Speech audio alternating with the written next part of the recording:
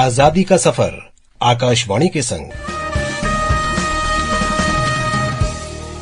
स्वातंत्र्याच्या अमृत महोत्सवी वर्षानिमित्त आयोजित आजादी का अमृत महोत्सव व्याख्यानमालेत स्वातंत्र्योत्तर भारताच्या इतिहासावर आपला ठसा उमटवणाऱ्या पंतप्रधानांची माहिती करून घेत आहोत। आजच्या भागात आपण आर्थिक उदारीकरणाचे शिल्पकार पंतप्रधान PV नरसिंह यांच्या कारकिर्दीचा आणि बहुपिढी व्यक्तिमत्वाचा धांडोळा माहिती आणि जनसंपर्क महासंचालनालयाचे सेवानिवृत्त संचालक राधाकृष्ण मुळी यांच्याकडून ऐकणार आहोत।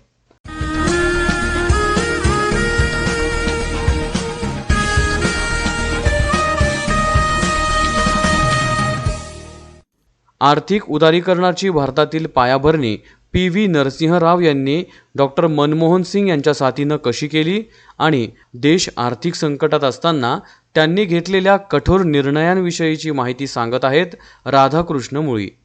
PV नरसिंह यांनी 21 जून 1991 ते 16 मे 1996 या कालावधीत पंतप्रधान म्हणून आपल्या देशाचं नेतृत्व केलं। राव यांनी विद्यार्थी दशेतच चळवळीत भाग घेतला। हैदराबाद मुक्ती लढ्यात ते सहभागी झाले होते। PV नरसिंह यांची पंतप्रधान पदावरील निवड निश्चित झाली तेव्हा तत्कालीन केंद्रीय मंत्रिमंडळ सचिव कॅबिनेट सेक्रेटरी रिवाजाप्रमाणे भावी पंतप्रधानांना भेटण्यासाठी गेले। त्यांनी देशाच्या वित्तीय स्थितीसंदर्भातलं एक टिपण राव यांना सादर केलं। 1991 सालच्या या वित्तीय स्थितीचं चित्रण करणाऱ्या लेखकांनी नमूद केलं आहे की देशाजवळ ऑगस्ट 1990 मध्ये 3 अब्ज 11 कोटी डॉलर एवढं परकीय चलन होतं। त्यात घट होऊन जानेवारी 91च्या मध्यास ते अवघं 896 दशलक्ष डॉलर एवढं उरलं होतं। देशाच्या आयातीची निदान 12 आठवड्याची गरज भागवता येईल एवढं परकीय चलन देशाजवळ असणं आवश्यक असल्याचं तेव्हा मानलं जात होतं। घटत्या परकीय चलन साठ्याच्या जीवावर जेमतेम 2 आठवड्याची आयात भागवणं शक्य झालं असतं। वाढत्या व्याजदरामुळं नवी अल्पमुदतीची कर्ज घेणं अशक्यच होतं। मार्च अखेरीस चलनवाढीचा दर तर 10% गेला होता। देशाची ही वित्तीय स्थिती लक्षात घेत नरसिंह यांनी वित्तीय क्षेत्रातील जाणकार, आंतरराष्ट्रीय वित्तीय घडामोडींशी तसंच आंतरराष्ट्रीय वित्तीय संस्थांशी जवळून परिचित असलेल्या अराजकीय व्यक्तीकडे देशाच्या अर्थ खात्याची धुरा सोपवण्याचं ठरवलं। या जबाबदारीसाठी प्रथम डॉक्टर IG पटेल यांचं नाव समोर आलं। त्यांनी रिझर्व्ह बँकेचे गव्हर्नर म्हणून काम पाहिलं होतं।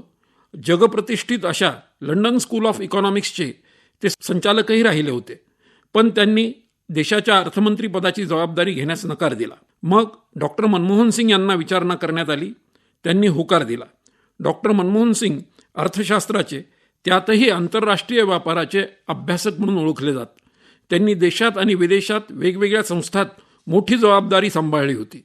एक सचोटीचे ग्रस्त अशी त्यांची ख्याती होती।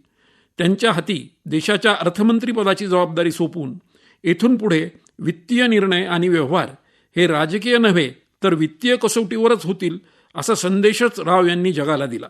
या निवडीचं आणि तज्ज्ञाहाती कारभार सोपवण्याच्या वृत्तीचं तेव्हा स्वागत झालं। अर्थात थोडे राजकीय पडसादही उमटले। 1991 ते 96 या कालावधीत झालेल्या वित्तीय सुधारणांचं सर्वात मोठं वैशिष्ट्य म्हणजे त्यावेळी एकूण व्यवस्थेचा समग्र असा विचार केला गेला। सरकारचं औद्योगिक धोरण, वित्तीय धोरण, रिझर्व्ह बँकेकडून योजले जाणारे वेगवेगळे उपाय, आयात निर्यात धोरण आदी बाबींचा विचार करूनच तेव्हा वेगवेगळे उपाय योजले गेले। या उपायांचा आधार म्हणून डॉक्टर माउंटेकसिंग अहलुवालिया यांनी तयार केलेल्या एका विस्तृत टिप्पणीचा उल्लेख केला जातो। या टिप्पणीवर सचिवांच्या आणि मंत्र्यांच्या पातळीवर तपशीलवार विचारविनिमय झाला होता। किंबहुना 91च्या सुधारणांचं हे वैशिष्ट्यच सांगितलं जातं की संसदीय लोकशाहीत अपेक्षित असलेल्या सर्व व्यासपीठांवर त्या सुधारणांची विस्तारानं चर्चा झाली होती। तेव्हा झालेला पहिला बहुचर्चित निर्णय म्हणजे रुपयाच्या विनिमय दराचा। 1 आणि 3 जुलै 1991 रोजी रुपयाच्या विनिमय दर घटवण्यात आला। रूढ भाषेत रुपयाचं सुमारे 18% इतकं अवमूल्यन करण्यात आलं। नरसिंह सरकार सत्तेवर आलं ते 21 जून 1991 रोजी आणि रुपयाचं अवमूल्यन करण्याचा निर्णय झाला तो त्यानंतर अवघ्या 9-10 दिवसांनी। या निर्णयाचे पडसाद उमटणं अपरिहार्यच होतं। त्याची दखल घेत वित्तमंत्री डॉक्टर मनमोहन सिंग यांनी लोकसभेत जे प्रतिपादन केलं ते आजही मुद्दाम लक्षात घेण्यासारखं आहे। देशाच्या स्वातंत्र्य लढ्यात मांडण्यात आलेल्या आर्थिक विचारांचा उल्लेख करून डॉक्टर मनमोहन सिंग म्हणाले होते की भारतात निर्माण होणाऱ्या वस्तूंना आंतरराष्ट्रीय बाजारपेठेत स्थान मिळू नये या दृष्टीनं आणि या हेतूनं ब्रिटिश राज्यसत्तेनं वेळोवेळी पावलं उचलली. इसवी सन 1900 पासून पुढील 47 वर्षात विविध भारतीय अर्थतज्ज्ञांनी रुपयाचा विनिमय दर अवाजवी असू नये अशीच भूमिका मांडली होती. अवाजवी विनिमय दरामुळं येथील औद्योगिक उत्पादनाला आंतरराष्ट्रीय बाजारपेठेत स्थान मिळत नाही, परिणामी देशाच्या औद्योगिक विकासाला चालना मिळत नाही. डॉक्टर मनमोहन सिंग यांचा युक्तिवाद तेव्हा नव्हे तर आजही विचारात घेण्यासारखा आहे. रुपयाच्या विनिमय दराकडे रुपयाचा विनिमय दर म्हणूनच पाहावं, त्याला अन्य कोणतीही भावना अथवा हेतू चिटकवणं चुकीचं आहे, हे वित्तमंत्री मनमोहन सिंग यांनी वेळोवेळी स्पष्ट केलं होतं. नरसिंहराव यांच्या कारकिर्दीत 24 जुलै 1991 या तारखेला विशेष महत्त्व आहे.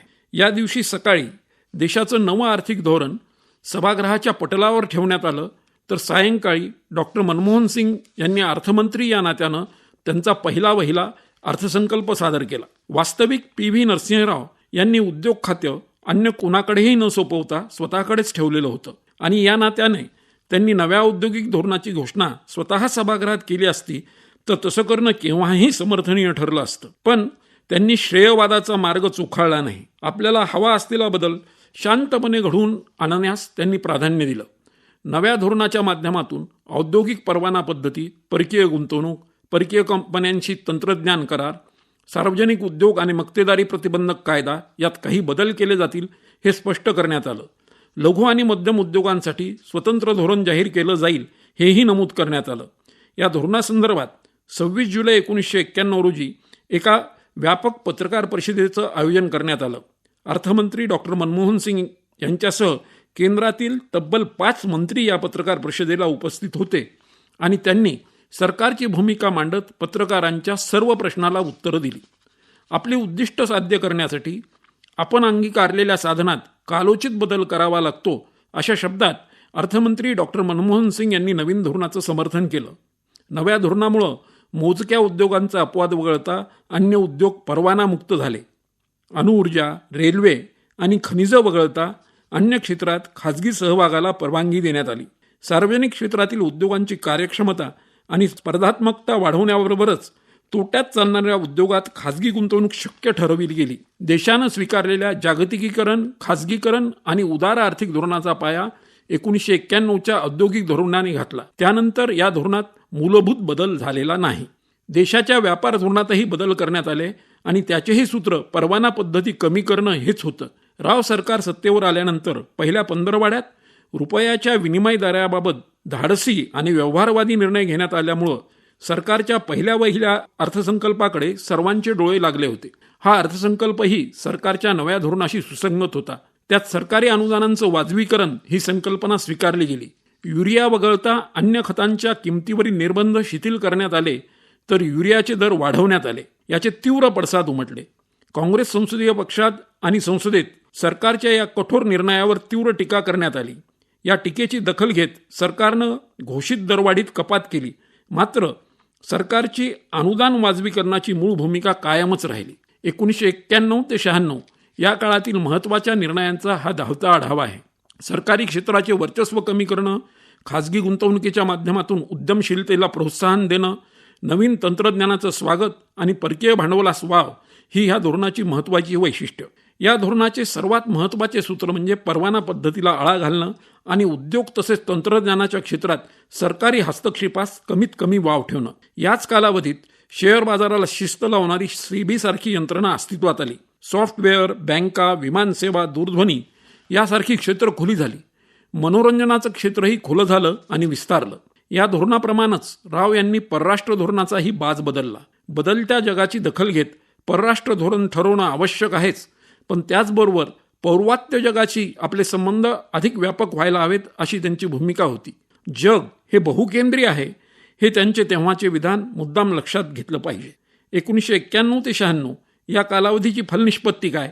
सर्वात मोठी फलनिष्पत्ती म्हणजे भारत बदलत आहे याची जगानं नोंद घेतली.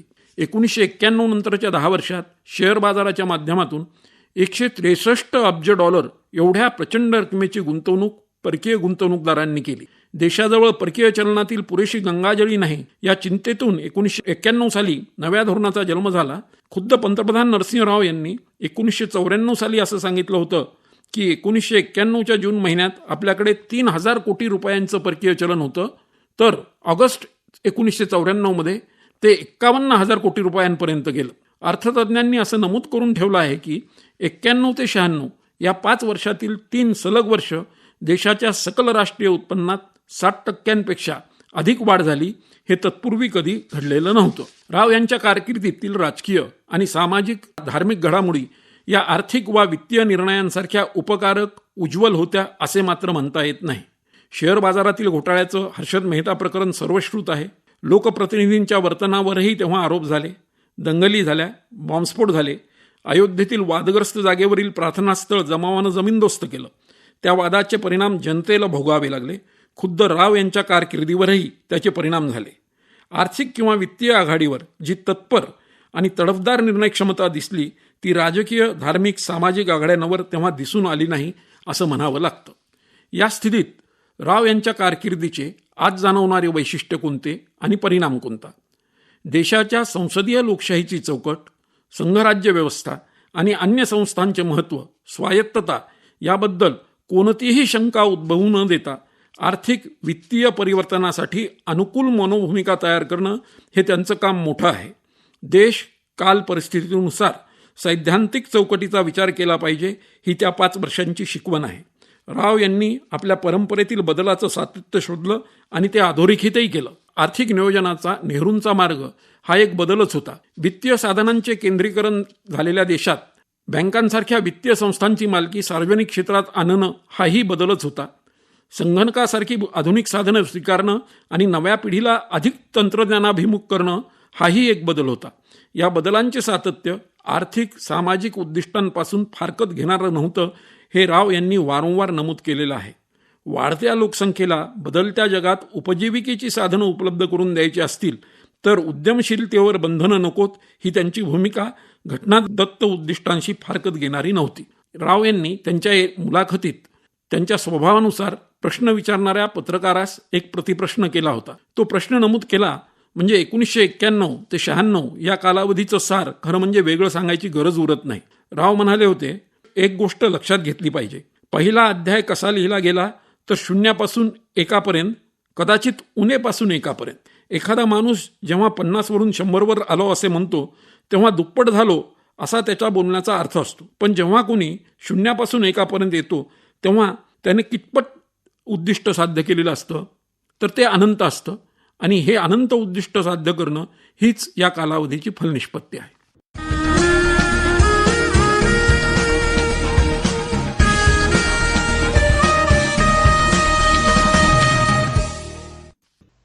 स्वातंत्र्याच्या अमृत महोत्सवी वर्षानिमित्त आयोजित आझादी का अमृत महोत्सव व्याख्यानमालेत आत्ताच आपण आर्थिक उदारीकरणाचे शिल्पकार पंतप्रधान PV नरसिंह यांच्या कारकिर्दीविषयीची माहिती आणि जनसंपर्क महासंचालनालयाचे सेवानिवृत्त संचालक राधाकृष्ण मुळी यांच्याकडून ऐकलीत.